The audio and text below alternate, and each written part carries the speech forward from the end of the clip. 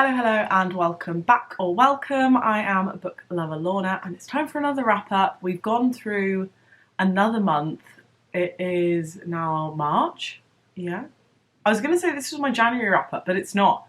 We're well past January. February flew by, and I still managed to read 10 books in February. I don't know what I think I'm playing at because I lowered my target to 50 books this year, and I've already read 20. So I think I need to calm down a bit. I'm just like in the reading zone at the moment. I feel like I've got so many books to read and I'm like excited for them all. So I'm kind of rattling through a lot of books at the moment. Mixture of kind of audiobook, physical book, only like 1 or 2 audiobooks a month, physical books and ebooks. Pretty fair mixture really between physical books and ebooks, and I kind of need to make it a little bit more physical books so that I can kind of get my physical TBR down. But hey ho. It's a story for another day. Today is just what I read in February, what my thoughts are. Let's start with The Blossom Tree of Dreams. I did have I think by the time you see this, it will be finished. No, there might be a few more days left on my giveaway. I'm doing a giveaway for this one. This is actually the giveaway copy. This is The Blossom Tree of Dreams by Holly Martin. If you want to go over to my Instagram, it finishes on the 9th of March. So if you're watching this before then, you've still got a chance to enter. This was absolutely so good. Like my favourite Holly Martin book by far. And if you want to know more about it, I have actually done a review video, so I'm not going to say any more. I just loved it. If you want to know a bit more about it and kind of what's going on, what my thoughts were, more than I loved it, go and watch is it my last video? I think it's my last video, was my review. So go and watch that, right, let's go through my physical ones. Okay, so A Terrible Kindness by Jo Browning Rowe. I actually read this in Kindle. But I went to a book event with like a signing and stuff, so I bought a copy to have signed. So this one now has my name in it. It says, that's not even focusing, come on. It says For Lorna, and then Jo Browning Rowe has done a little squiggle in there. So this is kind of about a natural disaster, Aberfan, and someone who is an embalmer, so they kind of prepare bodies. Once someone has died, they kind of go through the process of kind of preserving and preparing them for funerals, things like that. And this embalmer is newly qualified. He goes to the Aberfan disaster on the day that he qualifies, and it's kind of the trauma that comes from that and how it affects his life, even though he's not someone who's living in that area. So it's like really, really interesting. The first part is like so hard hitting, like it was like pulled on your heartstrings. I think I kind of wanted it to be a little bit more about Aberfan, but I kind of understand why it's not, because the author didn't really, she's not from there. She wanted it to be an experience of someone who visits and then goes away. Someone who's not entirely centered around. So more kind of about being an embalmer and tending something like that rather than being about Aberfan. But the Aberfan bit was just so strong that I kind of wanted it to be a little bit more about that. So I think I gave that 4 stars. Did I give that 4 stars? Let's just check before I go, like, you know, telling stories. Yeah, 4 stars. So thoroughly enjoyed that in whatever way you can, kind of thing. It was a really, really good book, and I definitely recommend picking it up if you like a bit more of a kind of an emotional read. Definitely. What have we got next? Let's do an ebook. Okay, so One Night on the Island by Josie Silver. I'll put it up here. Now, this one I gave 4 stars. Let's see what I said. This wasn't quite what I was expecting, which I'm not sure if it's a good thing or a bad thing. It had a bit more angst in it than I thought it was going to. It's kind of like 2 characters who go to like not deserted, like an island in the middle of nowhere. There's not really a lot going on. There's not many places to stay. They end up on a double booking, and particularly the woman is very mad about it. And I was like, there's no need for this much anger. Like, I mean, I'm an angry person. Like, my emotions run away with me. But like, I felt like the character in the story was just full of so much anger. And I was like, take a chill pill. Like, you know, he's not a bad looking guy. This could, you know, not be a bad thing for you. And obviously it turns out not to be a bad thing. So it's kind of predictable, as all kind of romancy stories are. All the best ones are very predictable, so that's not a bad thing either. I did find the characters kind of hard to connect with, and I think about 60%-ish of the way through it got a bit better. I know that one of my friends, Lisa, Tot and Tales, she read this and she absolutely loved it. So I think it depends kind of on your preference. I don't really love enemies to lovers story, but if you like and enjoy an enemies to lovers kind of story and you're looking for like a winter escape, might be worthwhile picking up. Like I said, I gave it 4 stars, so I didn't think it was bad, but it just wasn't like my best read. Next, we have Twilight. I'm rereading the Twilight series at the moment. I don't really need to say much about this. I love the Twilight series. Obviously, like Breaking Dawn is like the best one, but you've got to go through them all to get to that point. So yeah, read Twilight this month. Always enjoy it, as you do. You all know what that's about. Okay, Treasure Island by Robert Louis Stevenson. I really struggled with this. So I want to read, what did I say I was going to do? An Agatha Christie each month, or a 500 plus page book, or a classic. Well, I hadn't done any this month in February, so I picked up Treasure Island.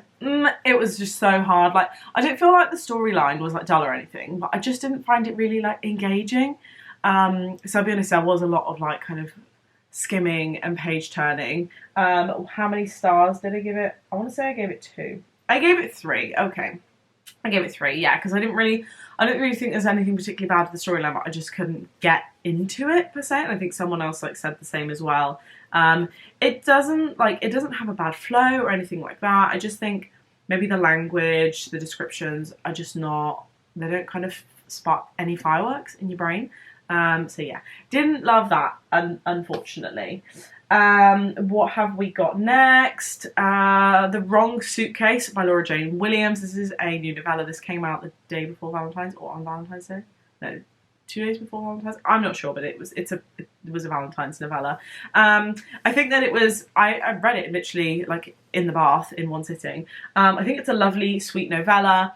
I'm reading a lot of things at the moment where it's kind of like, you lost your suitcase and the love of your life that you haven't met yet ends up picking up. It's, you know, it's utterly predictable, but it was really enjoyable and it only cost me like 99p, and I think it might still be that price on Amazon. So if you want like a really short, like sweet, romancy book to read, novella, definitely go and get that one. I think I kind of expected that she wouldn't be able to like get everything in the story in the short amount of pages, but it actually worked really well. So yeah, that's a good thing. Okay, The Paris Apartment by Lucy Foley. It was not good. It was not good. I gave it 2 stars, and it was a really kind of challenging review to write because I didn't really like anything about the book. I've spoken to other people who also didn't like the book.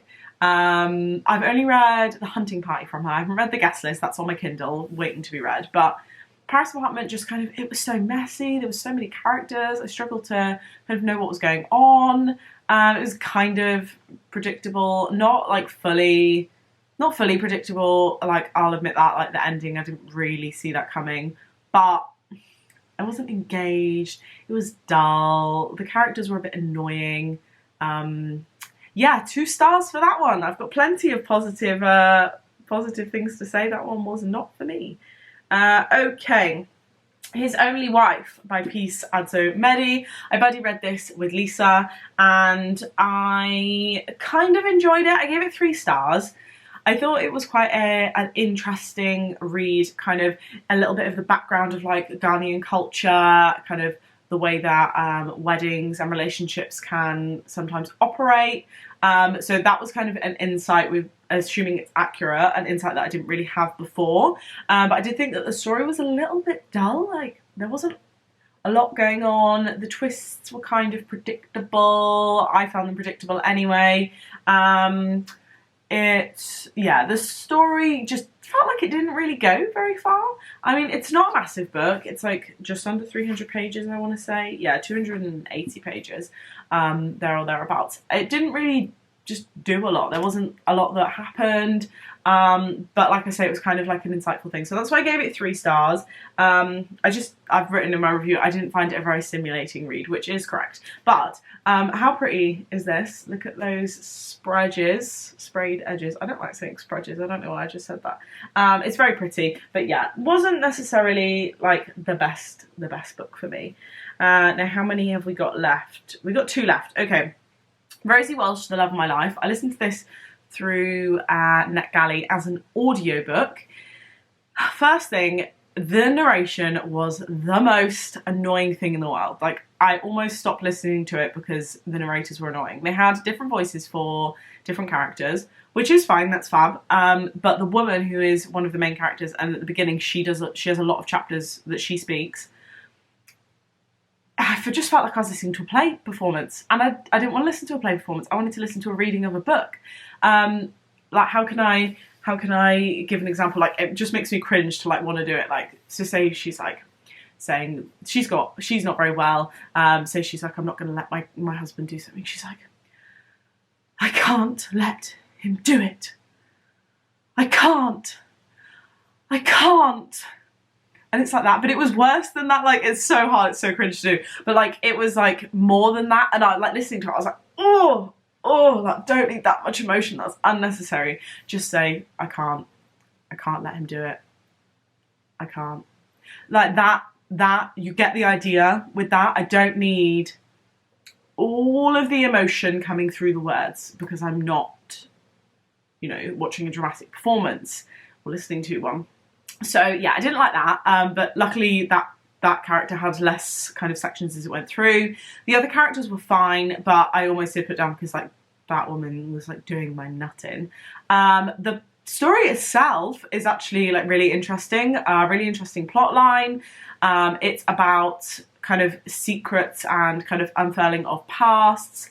Some interesting twists in there. So like the plot and everything was quite good, and I'm glad I kind of stuck it out. But I wouldn't recommend listening to it as an audiobook, because my god, it's annoying. I would read this as a physical book. Definitely worthwhile picking up as a physical, but just don't do it as an audiobook. Like, don't put yourself through it, because like I was mad. So I gave that one 4 stars. Yeah, 4 stars. Okay, last one. Let me just read what I said, because I don't want to like slate. I mean, I've done a lot of slating in this video, even though I haven't given many like low reviews this month, but yeah, hey ho. Right, last. This is an audiobook, so this needs audiobook. This is a library book, so this needs to go back soon. This is Love Will Tear Us Apart by Holly Seddon. I picked this up when I was in the library picking up another book, because I like Holly Seddon books. I've read The Hit List and I've read Try Not to Breathe, and I really enjoyed them both. Sadly, I didn't enjoy this, and I gave it 2 stars. I think it might be one of her earlier books. Oh, let's see when it came out. 2018. Maybe it's not one of her earlier books. I'm not really sure. It's kind of, again, like unfurling of pasts, but it didn't really feel like anything happened. Like, I couldn't even really tell you what the plot is, because it doesn't really have a plot. It's just kind of a couple of things happen here and there. Goes kind of back in time. It's trying to set the story up for like present day drama, but there's not really like very much drama. I just feel like there was nothing going on. So I just read loads of words. That's why I gave that 2 stars. So I'm really disappointed in that, and it's not going to stop me from reading other Holly Seddon books, because I know there are 2 that I really enjoyed. So I'll still be picking up other books, but you know, sometimes even if you like someone, you can't like every single one of their books. And this has kind of got a little bit of a different. It's more about like, well, kind of, I guess it's more about like family drama and so on, whereas the other ones I've read are a bit more kind of crimey, little bit thrillery. So not fully thrillery, but a little bit. So it's just kind of a different book from her that I don't rate. So anyway, yeah, that's all the books that I read in February.